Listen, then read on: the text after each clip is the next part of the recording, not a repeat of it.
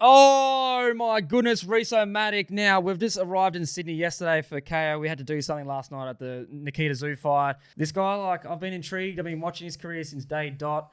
I'm going to reel off a few, as I do, a few stats and stuff and what his accomplishments and accolades are because it's bloody long. Originally from Maryborough, Victoria, pick 5 in 2012. He's drafted the Doggies from the Bendigo Pioneers. Is that from near you? Mm-hmm. Yeah, you're a Lara boy or some shit? He debuted round 4, 2013 versus the Crows. 89 games, 160 goals for the Bulldogs. 123 games, 207 goals for the Bombers. 12 games, 21 goals. He's on track for GWS. AFL Premiership player in 2016. All-Australian baby in his third year or something like that. 3-time Bulldogs leading goal kicker. 3 times Essendon leading goal kicker. 2 times 22 under 22. Now, that just got released yesterday. I don't know about a couple of those picks. AFL Rising Star nominee. Represent Australia. Didn't know that. It's a long list. 2015. And the most important thing that I know he holds dear to his heart is a father of 3. He's got 2 girls, 1 boy. It is Jake Stringer. We've got the package on. We've got the package. Now, off the bat, I've read somewhere. Now, welcome, by the way. You missed one kid, too. I got 4. You're 4 now? Yeah, little girl. Oh, wow. So you got 3 girls, 1 boy? Yeah. Damn. So what's the age How there? good your Journo going? Come on. Not good, bro. No. 12, 10, 5 and 3. So when did you pop out your first one? I was 20. Damn. Emily had her first at 19. Yeah. How was that? Full on. Yeah. So you had 2 girls, but pretty much back to back, right? Yeah. Damn, that's crazy. Yeah. We're going to talk about them in probably midway through. The package. I've read somewhere that you don't really like that nickname. And when did it get given to you? It was one of the games you were match winner and they just went nuts with it. Yeah, I think it was very early. BT sort of gave it to the me. bristle. It's good for the kids and all that, running around saying it, but it gets a bit dicey if you're in a supermarket and a 40-year-old bloke saying it to you. It's a little bit Show weird. us your package. So, yeah. It's like, mate, that's for the on-field. Yeah, so. Was it after what game was it when you got it? Oh, I think I got it. I think it was round 20. Round 20, 2014. You kicked a match winner, 4 goals that game. Yeah. And it's just gone nuts. I think it's going to live with him forever after the grand final, the BT call. The package, you just might deliver a cup. I don't think you're going to get rid of that anytime soon. Like the way they do it. Him and James Bradshaw, the way they call people's names is actually funny. Yes. You're from Bendigo. I didn't realise this either, that you severely broke your leg when you're 17. Yeah. Run me through that because I didn't know this. So I was in my bottom age TAC Cup, first game of the year. Yeah. There was the mini draft. How Jago O'Meara went to Gold Coast and Brad Crouch went to Adelaide. Yeah. So I was pretty much done and dusted somewhere down south near the beach. Yeah. And then, game 1, took an intercept mark, didn't hear the play on call. And Jakey Mead tackled me as I kicked the back of my leg, compound fracture. Oh, it came out? Yeah, came out. So then straight to, I sat on the ground for 2 hours looking at my leg, and then the ambos finally come, and then they rushed me into surgery that night because of the infection, and they had to make sure with it being an open wound. Yeah, so they put a rod from my ankle to my knee straight through. So I had that in for 12 months, and then they took that out. That's actually...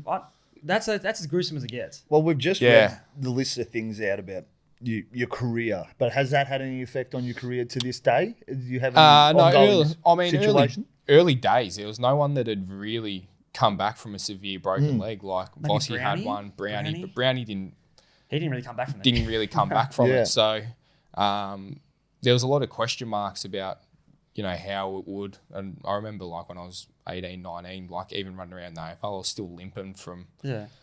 And that was just purely from breaking my leg. Wow. But you went pick 5. Was it the year after you went pick 5? Yeah. So you must have been either a gun and they just didn't question, okay, this bloke's got some work ethic, or we're going to put some, trust in that he's going to get up for it. So you went pick 5. What was you obviously didn't do draft camp. You went there, but you didn't do anything. I think I might have just done the 2K, but I don't know. Oh, no, that's the one thing you didn't want to do. What are you doing that for?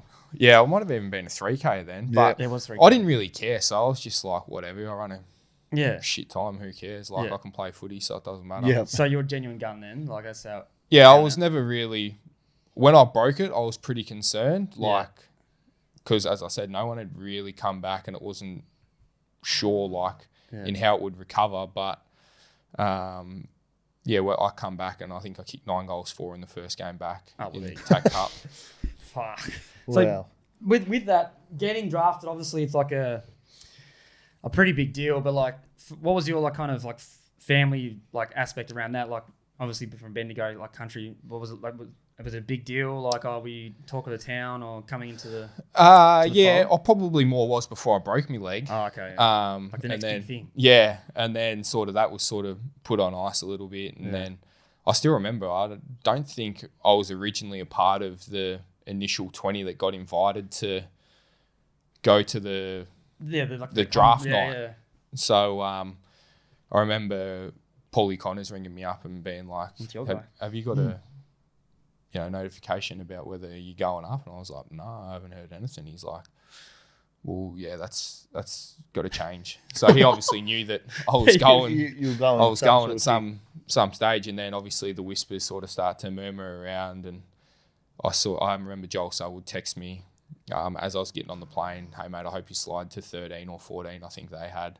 So I knew worst case I was going to end up at Geelong. So you're getting hit up by probably one of the greatest players going to the draft. Yeah. Yeah. So it was a bit of a late mail situation for you. So I was, I don't know whether this is on record, but I was pretty much, if I hadn't have broken my leg, I probably would have been at Geelong. Yeah. In the mini draft. Like, it's not far from there. So I trained with Geelong when I was like 15 in the AIS. Yeah, the 2-week thing. Yeah. Damn. And then, obviously went okay down there because Moons and Scarlo come to the Bulldogs when I was there, and they remembered me from that. So they were good when I was there. Imagine if Geelong had Jaggy Stringer running around. Well, the fucked up thing was I thought you were going to go there this year. Like that was the murmurs. Even like when the Bulldogs thing was finishing up, like that was talk of the town. Yeah, I was pretty much done there too. Yeah. And then just with the whole kid situation, it just made more sense to stay in Melbourne. But they were so accommodating for whatever it was. But it was just wasn't right time. Yeah. Yep. Was obviously the money probably better going to Essendon or no? Did they offer you any land down Geelong? Nah. You have to throw become me a some farmer. lamb. I might have gone down there. Yeah, bloody oath. That's future goals. Yeah. So you got drafted. Probably like your first year, you played 13 or something games. Wasn't bad. Second year, you better player. Kicked a couple goals of 4. I'm pretty sure. Probably the last game of the year, kicked 4. But the 2015 season, like we'll just jump to that. That was like obviously your breakout, and it was like I was a player and I just got to Brisbane, and I vividly remember you just killing it. What was like the point for you in the 2015? You're like, okay, I'm a gun, or like, okay, it's clicking now. Yeah, I had a couple of. So I hurt my ankle in my first year. Then I played 8 or 10 games. Then I hurt my ankle again, and then the second year, I was probably still,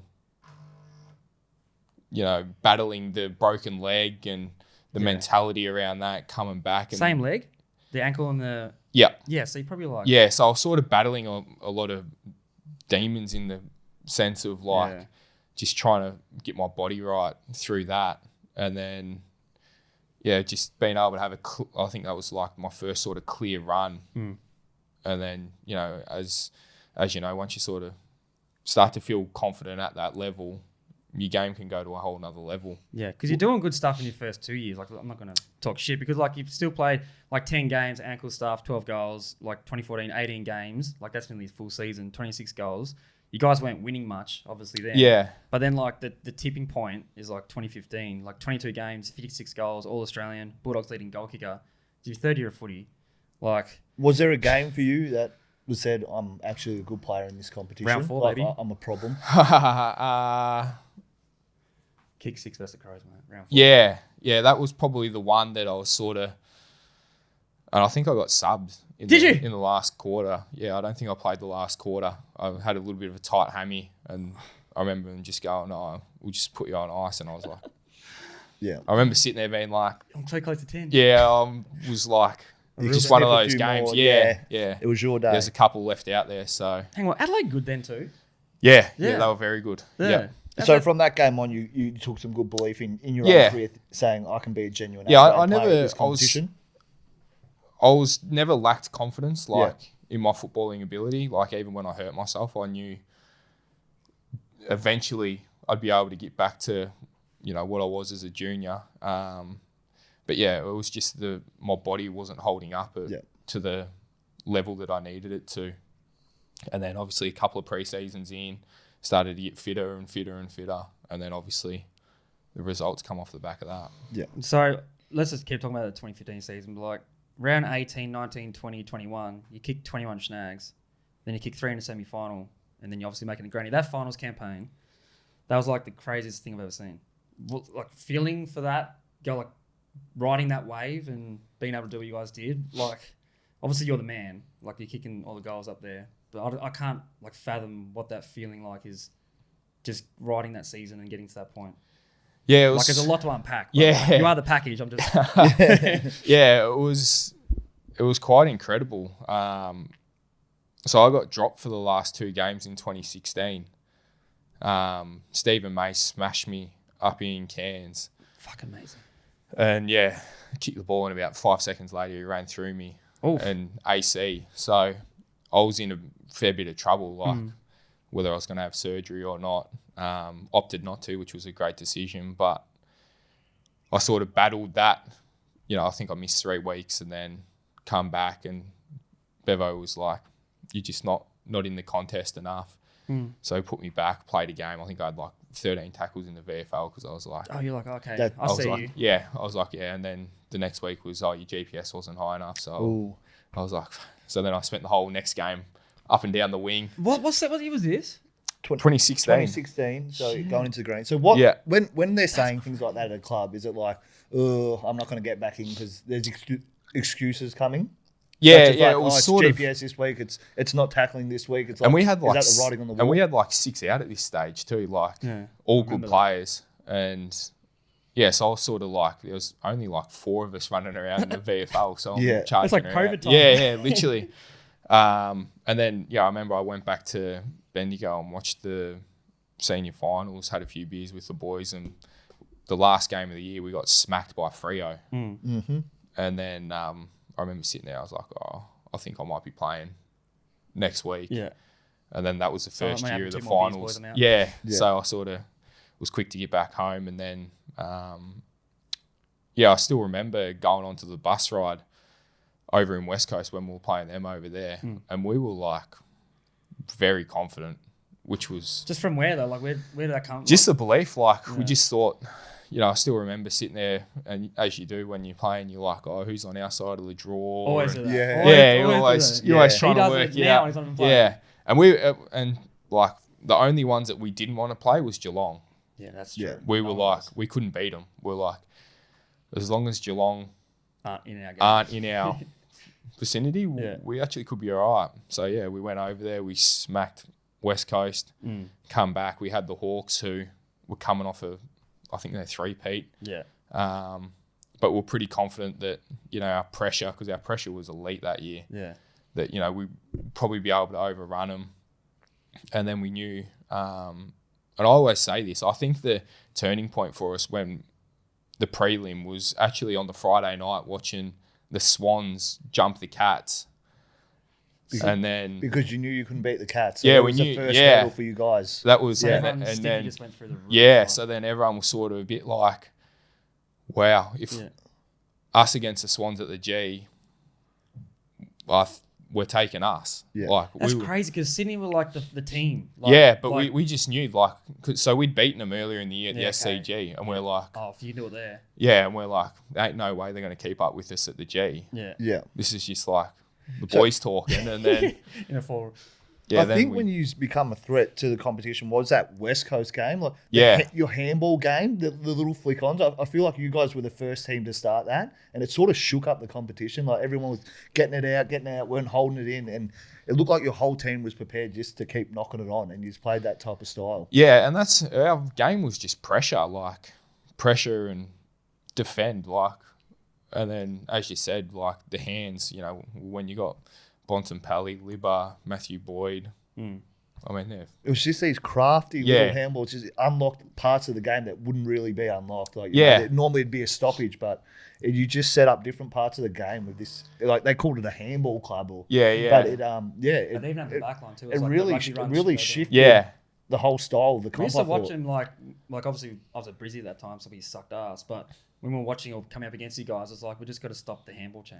Yeah, like you'd always find a way, like the little ground ball thing, like they do. You guys started, along the ground. And like the Harlem Globetrotters shit is like you can't stop it. Yeah, so and that was the thing. Like we just knew pressure, get the game into a contest. We were a leading contest, and then obviously our hands were able to get us to go forward, and then just able to, you know, hem teams in and keep them there. Run me through the granny week. We've had Berry, we've had Kalachi, like I've had a few boys who are playing in grannies recently, but like obviously I haven't been on one, and you went down for the 2021. Obviously you're on the list, but like you've had like the broken leg, you had ankles after ankles. What's like this, like the feeling and the sensation of getting to the granny? Like I know from where you guys had come from. Exactly. Yeah, like that thing. And it was the fairy tale. Yeah, and everyone was speaking about it, and that many bandwagons. I've never seen a club like that. We had everyone. Oh my god! Like people that don't even know footy, like Bulldogs, like, Foot's grey. So that was a cool thing. I still the moment for me was either our captain's run or our sold out. Yeah, or our main training, like at Whitten Oval, there was like not one spare bit of grass around the whole thing. Yeah. And, you know, I still remember when I got there in the end of 2013, there would have been lucky to be... Yeah, exactly. You would have been lucky to get 3 people there. All family members. You know, to see that was just incredible, like how much that Footscray area just embraced what it was and rode the roller coaster. And how long was the drought break? Like, was it 50 something? 56 years, I think, or 54 years. Yeah. So you're telling me you guys had a great sense of belief that we all had you on underdogs, but in your 4 walls that you were pretty confident you were going to win that. Yeah. Right. Okay. That's fucking madness. Which is mad to hear, because everyone the whole time had you guys as underdogs riding that whole thing. And it's still one grand final day. It was unbelievable to beat them. Yeah.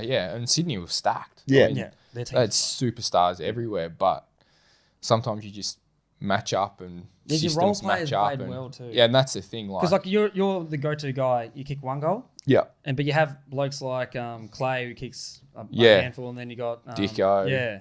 Liam Pickin. Yeah. Picko. Bigsy has the best bit of play. Franklin.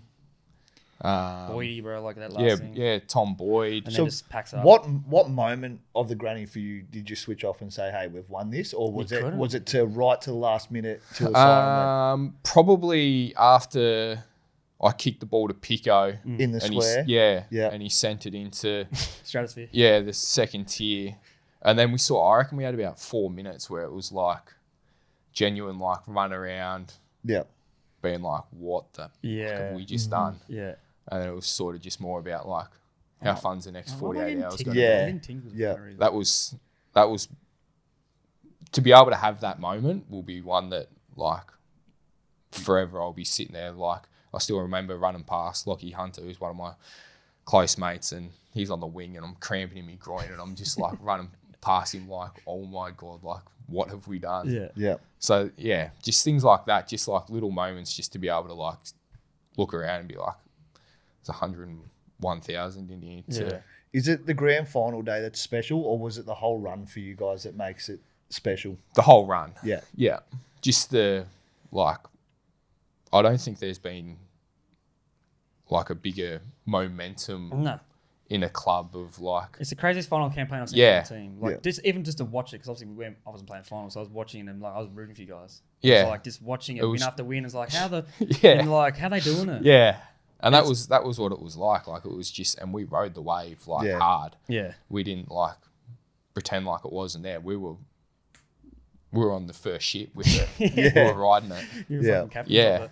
Then obviously you win the granny. Like what's the next 48 hours? As you say, what's like you obviously can't give us the stories because like all the good stories, but like what's like the vibe of the boys? Like, okay, we just won, let's launch. Obviously that's happening. You got Mad Monday week coming up. Like, you reckon he was there last year and you reckon like we talked to a few of the players, it's a blur straight after the game? It is, then, like, yeah, it is.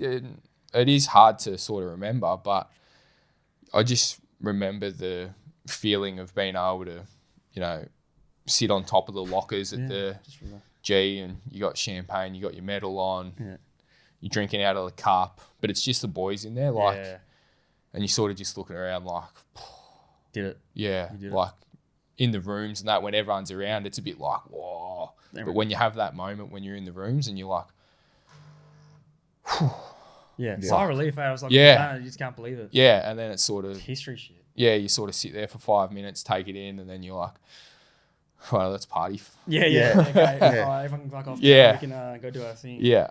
Oh, I just, like, obviously didn't get to that, but I just wish I could so I could experience that last part. But obviously last year with the boys winning it, they've spanked themselves different feeling. It is different. And we've got Heaney on today, so it's one of those things like how they've lost 3. Yeah. And like some blokes, like last year, some blokes debut that season, Logan Morrison, that they get him off the bat. It makes me that angry. It's crazy. Well, Dunks was it was his first year, and he got one, and then he's got a couple now. Yeah, he got one at Brizzy, so. Yeah. All right, so you just had the best time of your life, all that kind of stuff. And then, 2017, like it's obviously, you probably go more public. Everyone's like kind of thinking of like what's going on with the stringer, even like the clubs, like it doesn't seem like they got your back in a lot of situations. You're going through some personal stuff I'm not going to bring up, I don't care about, but I was speaking to you during that time. Yeah. A couple of messages and that about that kind of stuff. But how was 2017? And then obviously you exit at end of the year, right? Yeah. Yeah. So there's a couple of things here. It's just like, I thought it was a bit how you going, and you don't have to throw shade at anyone or whatever it is, but last game of the year, you can mathematically make the final still. Yeah. And you get dropped. Yeah. And it's like, you're not having a stinker. You played 16 games, 24 goals, but everyone's questioning, he's just not fit enough, he's not professional enough. How's your mental going? Like, that's a tough year for you. Even though you had a daughter, but like... Especially getting to the top. Yeah. All of a sudden... It's like it can be... That I was saying, like, they can take away from you like that. Yeah. And I had a couple of hamstring injuries that year, so that didn't help. But that's what they're throwing at you. Like, why is he having them? Yeah. Like, and I was... Like, I still remember the start of the year. Like, I had a good start to the year. Like, I wasn't missing a beat. And then, a few injuries, a few personal things that were going on. But, I was still contracted for the next year. So I wasn't... You weren't thinking... I wasn't thinking I'm done. Let's get out. Like, I was just thinking, like... Just won a granny. Okay, it's going to be a hard year. Yeah, I just thought, like, all right, let's just forget about that year. Sort of just started to get everything right away from footy. And then, had the rude shock of big Paulie Connors ringing me and going, they don't want you. That's like, this is not a fucking Bulldogs bashing thing, but like that, I'm trying to put myself in your shoes. So you just won a granny the year before, like 3-time leading goal kicker. You don't foresee that happening. Like, I know there might be some writing on the wall that we didn't see, or you might have seen late. Yeah, I definitely didn't see it. So you didn't see it coming. Not even the slightest bit. That's crazy. So straight away, how do you feel? Straight away when Paulie Connors goes, I'd hey, be mate. Oh, shattered. Yeah. Shattered? Shattered. Yeah. Yeah. I mean, I had some of my closest mates there. I was set up. Yeah, I was. Was it a walked club? into the club and not no disrespect to the club, but they weren't flying. No. And then to be able to, I feel like I had a okay part in being able to, go along. Being modest as fuck. Part. Let's be honest with it. But did you want to stay at that club for the rest of your life after winning a flag? You wanted to be a one club player? Yeah, I didn't want to. There's not one part of me that wanted to leave at any stage. It's devastating. And then having that meeting and sitting down with Jace McCartney and him literally like looking at me going, we don't want you. Like, was it because I got shafted from the Blues, but my exit meeting, like I found the day before, my manager told me, he's like, hey, just before you go in here, I just got knocked out in a street fight type thing. Yeah. So I knew, like, okay, culture thing, but they sat me down, they're going through my stats, like, for the year, how it's going, and then I was like, just tell me, I already know what's going on. You're gonna delist me. Like, we're gonna, different cultural thing. We can't have this anymore. You've had your chances. Was it like inside the club? Were they like talking to you about this, or they was like saying, "Hey, how's your head going?" Mental. I think this is before like mental. Yeah. Was it? No. Like it wasn't a. No, I had my exit interview and it was like, "I'll see you back here next year." Oh, for real? Yeah. And then but didn't Bevo like he came out and said like you need a fresh start? Like Yeah, publicly then, said that. That's like and then 2 weeks the later. nuts.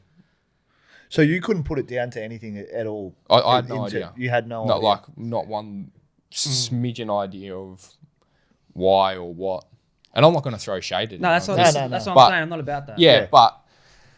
From a player's point of view, like it's different. It was. And I was sort of like... I had to get my head around it quick though, because... What's next? Yeah, I had to work out where I was going to be and what I was going to do. And obviously, if you've had some personal stuff that's played out, it makes public too, of course, and it makes things very tough, hard to try and go somewhere else or start your career. The question marks come. So that was extremely challenging in that. I think with all that, like obviously it was public, but media perception as well. Like they kind of drive like the public's perception, which is like because I like knew a little bit, so I was like, that's when I was talking to you, like that's not what they're saying in the media, and that's not what it's like. And it's how's that for you as like a man and you just turn a father and trying to navigate this new I'm not going to be Bulldogs. Like when you're talking, doing these interviews at other clubs, what like are they asking you these questions? And some of the questions you're getting asked are like it's like a draft interview.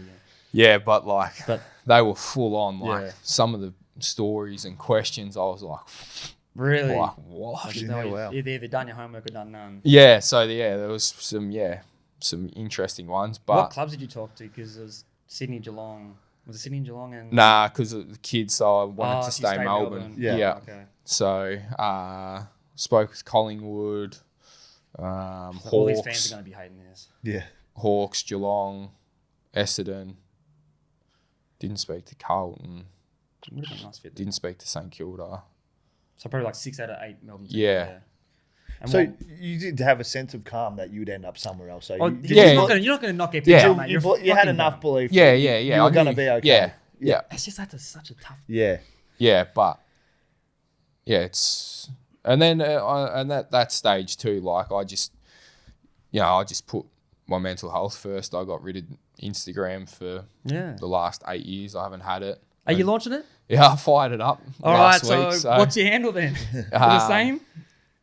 What's your handle? The Instagram handle? Oh, I didn't even know what that is. I think it's just Jake Stringer 20. There we go. Hey, follow him. He's back baby.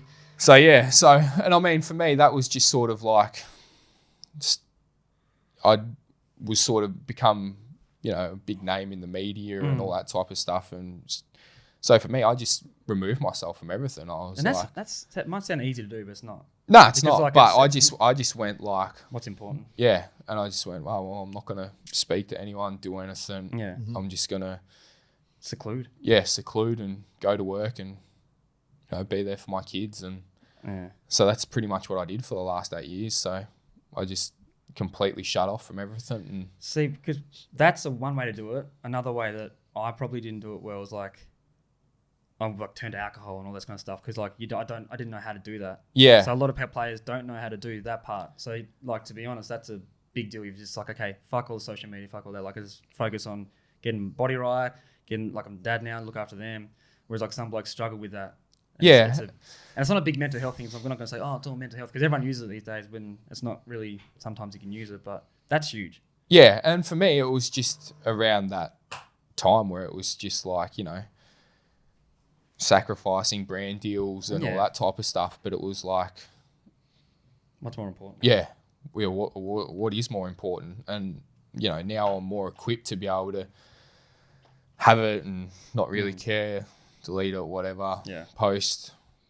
In the grand scheme of things, it means fuck all. So yeah, exactly. Yeah. So and I haven't had it for 8 years, so it doesn't really I don't care. Whatever. You still everyone knows you. Yeah. Big Paul Connors, he must have been getting some brand deals. Don't worry about that. Yeah. He was with him, didn't get him anything. Fucking Paul. Then obviously, first year Essendon. You get traded to Essendon. It's big news. And they looked alright for like that year. I think there's a lot of spark in the team, and they're looking like a go-to team. Yeah, and that was sort of why I went there was I got drafted same year as Joey, so I went through the AIS and all that type of stuff. Played 4 or 5 games with him. I was like. How good's this? He's one of the all-timers. Beast. And then I didn't see him for 3 years. So mate, I was like... I played with him, didn't even see him unless it was training. Yeah. Well, he wasn't even training at that stage because of his groin. He was bad groin, wasn't he? So, I mean, that was sort of... Yeah, that was sort of, you know, went there hoping that, you know, we were on the bit of a 1-2. Yeah, they were on the big rise. incline. You know, Hurley, Hooker, Merritt, Heppel, Zaharakis. I was like, they're going to be successful for the next 5 years. Thinking going there, like. Past the drug saga shit now. Yeah, like they're starting to so and that was why I was like, you know, I'm going for a fresh start. They're all same thing. So I was like, fits perfect. But as you know, in footy, doesn't pan out. Doesn't pan out. Was that stuff lingering? Do you feel like the drug saga stuff, or they kind of all moved on from it? Like 2018. Oh, it felt inside that they'd all moved on for it, but I'm sure they probably a few demons in them. Yeah, probably hadn't have, but I felt like when I was in there, it wasn't really a thing, Because it feels like from then, they've just been... Yeah, so as a player there, is there any expectation internally, but, hey, can we win a finals? Because that's all you ever see in the media now. It's well, you can make a final, we got there a few, few, can you win one? We got there a few times, but we just couldn't win one. But yeah, I mean, they're probably at a different stage now where they're pretty much going through a full rebuild, so... but, you know, definitely like we spoke about, you know, wanting to win a final and be able to challenge year on year and year, but definitely was there any pressure building because of that? I wouldn't say like in the four walls there was pressure about it. It was just trying to just get it done. Try and get to a standard that we could compete against the best teams. That was sort of more what it was. You couldn't blame the hangar because that's fucking $1 billion. Like that thing was huge. So you've been there for a couple of years. How was your first couple of years at the... Because obviously, as we said again, the off-field bloody media they were hounding you, obviously, like saying, like, he's a party boy, he's like, unfit and unprofessional. Like, you copping it. Like, I remember you copping it. Yeah. Like, and I was it granted or no? Like, because I remember one pre-season, you looked fit as fuck. Yeah. There's a photo of you running around and I was like, damn. Yeah, so, and that was... it's probably, like, my own fault. Like, if I was injured... I wouldn't care. I'd play. Yeah. Like I was just like, I hate missing. So even like, you know, when the whole thing about being fat and unfit and all that, like I had a syndesmosis injury the last game in Melbourne before everyone got shipped off to COVID. Yeah.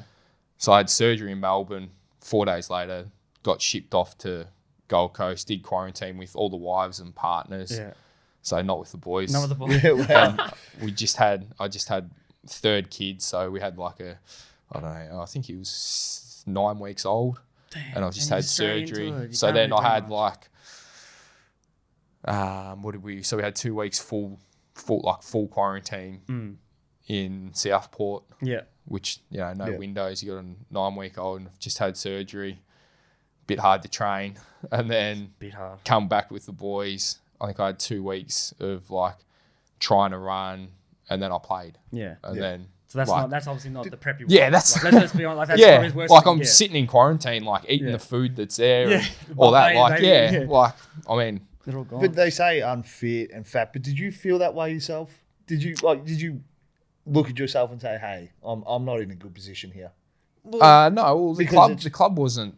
No, there was no issue around that. Like I was playing. Like, so how does it make you feel? Just like as a person. Oh, when you're getting publicly shamed like that, like, and you're fitter than the general population. Still, so that was sort of, and for me, like, you know, like I'm all for, you know, like having a whack at someone or whatever, but like, if you're gonna whack someone, why don't you reach out with them and go, yeah, I've whacked you 8 times in the media. Yeah.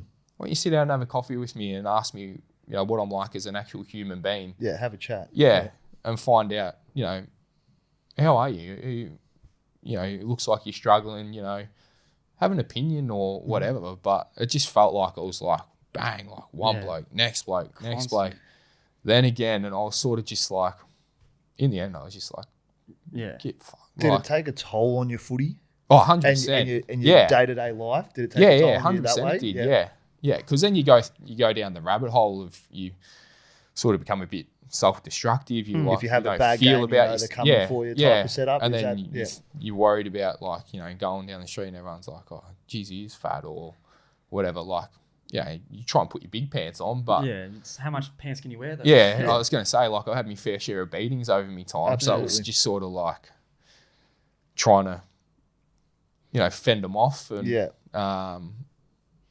so for me, I mean, that was sort of where I was just like, this feels like it's never ending. And then... Did you lose love for the game? Oh, 100%. Who hasn't though? Yeah, 100%. And like, that was... Was there a point where you thought, I've had enough, this is it?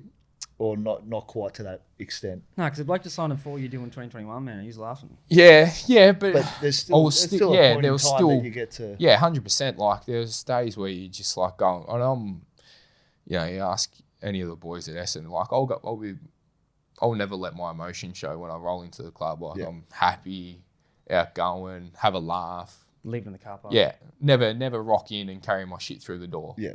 Like, so for me, that was sort of a bit challenging that, like, it was taking a toll, but I wasn't letting it take a toll. So it was sort of like hiding it. Yeah. Okay. Just masking it. Yeah. Like, just stay down there. Yeah. And then when I finish training, go home. And then it probably wasn't until I come up here that I was like, shit, I might play for another 4 or 5 years. Yeah, like, I actually love footy again. Yeah. So, I mean, that's been amazing in itself, just to, like, have one, I was lucky that the Giants were wanted me to come, and 2, I was extremely lucky that, Toby Greene being the person he is, like, I didn't know him from a bar of soap other than a few punch-ons when we played each other. And what are you doing down the back line? Yeah, and he's like, mate, come stay. Like, I want you to come here. And then, my first 4 weeks up here, I'm living in his house with him. Yeah.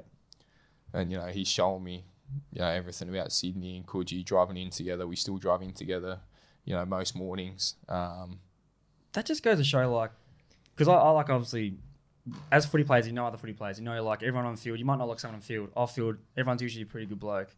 But, like, he's another bloke that cops it. Yeah. But he's, like, from all reports, and, like, I've only met him a couple of times, but, like, that stuff, I wouldn't have known that. And no one's talked about that. But if he does something wrong, like, fly kick someone, or does something dumb that he does, like, that just go at his character and go all that stuff. Yeah. But, like, you just said it there, like, he's 4 weeks, he's, like, taken on his wing, he wanted you here, contacted you. Like, that's kind of like the captain shit that obviously he's doing. Yeah. Like, Exactly. And that's the, he's probably similar boat to me, like, sort of where our careers and different things and all that type of stuff. But mate, he's a star. Like, he's one of my closest mates now, and I love Toby. Yeah, I don't care what he does on field. But he's a hard bastard. And he's a superstar. Is it challenging moving from club to club? I mean, you've been at 3 now. Do you find it a challenge, or it's always like a fresh start? But or like, is it a fresh start? I'm here, or is there a challenge coming across to it? The Essendon one wasn't too bad. Coming to the Giants was probably, moving state and all that type of stuff like that had its challenges, but. With 2 kids too, like I've obviously got 4. Yeah. So the other 2. Yeah, other 2 are in Melbourne, and then I got Taylor and the kids up here. It was just sort of like, obviously Toby inviting me in's massive. Yeah, like that's First just the feeling of being wanted. Instantly straight away. It's like bang, and then you got Kingy, who's a hard-arse, and he's like, "This is what I expect from you." Yeah, which is a good thing. Which is amazing. Yeah. I walked in and I thought, I'm going all right here. Like, I'm probably the fittest I've been for a while. And he's like, no, you're not. And I was like, oh, here we go. Yeah. And so he's like, need that. And he's like, first, I'm talking like my first 2 days back at the club, and he's whacking me between the eyes, like sitting there. And I was like, respect that. All good. Yeah. I'll prove you wrong, motherfucker. Yeah. I'm like, let's go. Let's get to work. Yeah. And then, I just come to the Giants, put my head down, worked my ass off. It's like you got this new mentality, like you're like the teenager coming into a new team. Yeah, that's what it feels like. Yeah, like, I act like a child. Because you can be, we get allowed to be that. Yeah, kids are young. Yeah, but like you can come in like in 2 ways. You can come in like, hey, I know I'm experienced and I'm getting a bit on. Like how old are you now? 31. 31. Yeah, I'm 31. I've had some shit in the past, yada yada. You can come in and still act like a big dog, but it sounds like you just rocked up and you're like, oh, I'm ready for this. It's a new challenge.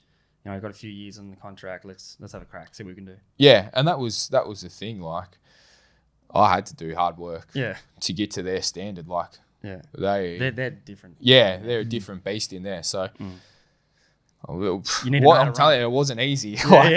I'm doing double cross training sessions before training, after training, like working.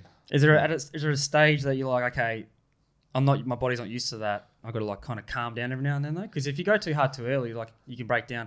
I'm not going to say that's why you've got to hang it now, but I definitely. Because you're trying to prove yourself so much. Yeah, like doing that. Yeah, definitely. I mean, it wasn't ideal. This is actually a funny story. If you know some of his dumb stories of his first couple of years. Yeah, this is actually pretty funny though. It wasn't funny at the time. But so I've flown up here on the Friday and I'm going back to training with the young boys on the Monday. Finn Callahan, who's a superstar, goes, mate, me and the young boys are going down to Bondi. You know, come down, we'll have a swim. Yeah, it'd be good for you to meet a couple of the young boys. I was like, oh, what a champion. Finn's done this. Yeah. So I've gone down to Bondi with him. He's like, oh, we'll walk along the rocks up there, jump off the water, jump in, and then swim back in. Trust exercise. Yeah, I'm like, oh, yeah, easy. Sounds good. And then we're walking out and he's like, yeah, I stepped on a nail out here once and, you know, I missed a game or whatever. Like, I was like, oh, yeah, sweet. And he's like, yeah, just be careful of the rocks anyway. I'm like, yeah, sweet. So we get out there. It hasn't been one wave comes. Finn's jumped in at this stage and I'm like, a bit behind him. I'm like, geez, that's a bit. He's gone early. And I'm like, anyway, yeah, this wave smashed me. And I'm like, oh. I'm like, geez, if I broke my foot, like, I'm like, oh, my foot's killing. Anyway, I scramble up the rocks again, jump in, swimming. I'm like, geez, I've broken my toe here for sure. Something's not right. Yeah. And so we're like, okay, we're like 100 meters out in the water, and I'm like, I like lift my foot up like that, and I look, and I've just like sliced all around my little toe, and it's just bleeding. I'm not from this. Fuck that! There's sharks galore in that. There's sharks everywhere. I've seen people get taken. And I haven't grown up in the ocean, so I'm like panicking. I'm like, save me. I'm like sharks. So I'm sitting there like doing backstroke with my foot out of the water, 100 meters away from shore, all rocks down there, so I can't go on there because I've just cut my toe. Anyway, we get to Thinger and I'm on the sand and my foot's just like bleeding. And like, you know, so we go to lifesavers, they patch up. Finn's like, he's like, mate, it's not that bad. You'll be fine. It's come in Monday and like it is killing me and I'm like, yeah, it's all right. Oh, you didn't like call the doc? Like, hey doc, just no, I did. I called the doc and he's like, yeah, go to the hospital. Yeah. So this is on the Sunday night. I'm supposed to be there on the Monday. Training on the Monday. On the Monday. So I'm start. I'm in emergency with my foot like absolutely bleeding everywhere. If so that's then I've in got Melbourne, to would have been. Yeah, so I've got to get injections that it doesn't get. The reef cut. The reef cut. The all that, and then barnacles. like so they like had to glue it back together, and it was like all grazed.